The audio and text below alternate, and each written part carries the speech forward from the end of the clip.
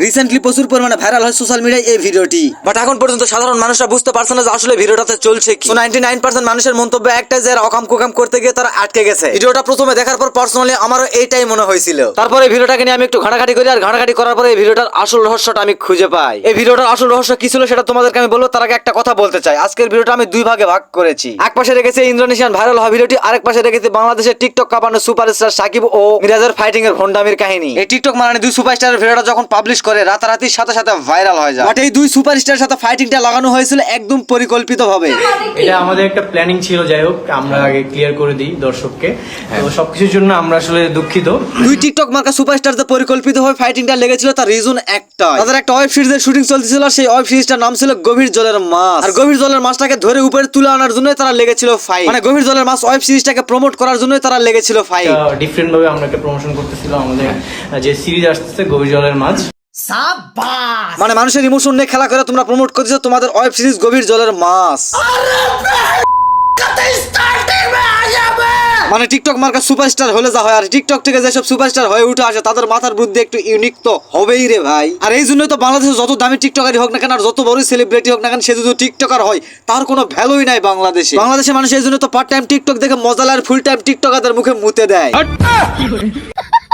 এদেশে একটা সুপারস্টার আছে যার নাম অনন্ত জলিল, যে কিনা কোটি টাকার বাজেটের সিনেমা তৈরি করে থাকে। তার কোটি টাকার সিনেমার বাজেটের টিজার যখন রিলিজ করে 1 থেকে 1,500 সাংবাদিকদেরকে ইনভাইট করে এবং সেখানে খাওয়া দাওয়ার আয়োজনও করে। আবার তার সিনেমার টিজারটাকে রিলিজ করার জন্য দিন তারিখ সময় সে ঠিক করে ফেলে। আর তারপরে বাংলাদেশের সুপারস্টার অনন্ত জলিলের কোটি টাকার বাজেটের মুভি সেই দিন সেই তারিখ সেই সময়েই টিজারটা রিলিজ করে। সো বাংলাদেশের সুপারস্টার অনন্ত জলিলের কোটি টাকার মুভির টিজার আপলোড করতে এত আয়োজন কেন করে সেটা কি আপনারা জানেন?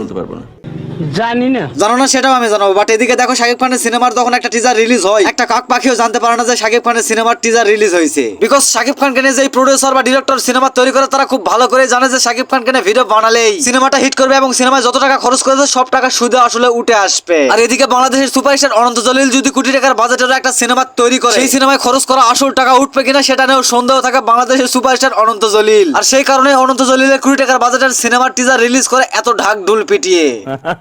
এখন সাকিব মিরাজ তোমরা কোন লেভেলের সেলিব্রিটি আর কোন লেভেলের সুপারস্টার আমার এই অজানা মন জানতে চাই খুব রে। তোমরা একটা ওয়েব সিরিজে কাজ করতেছো আর সেই ওয়েব সিরিজটাকে প্রমোট করতেছো নেগেটিভ ভাবে মানুষের কাছে।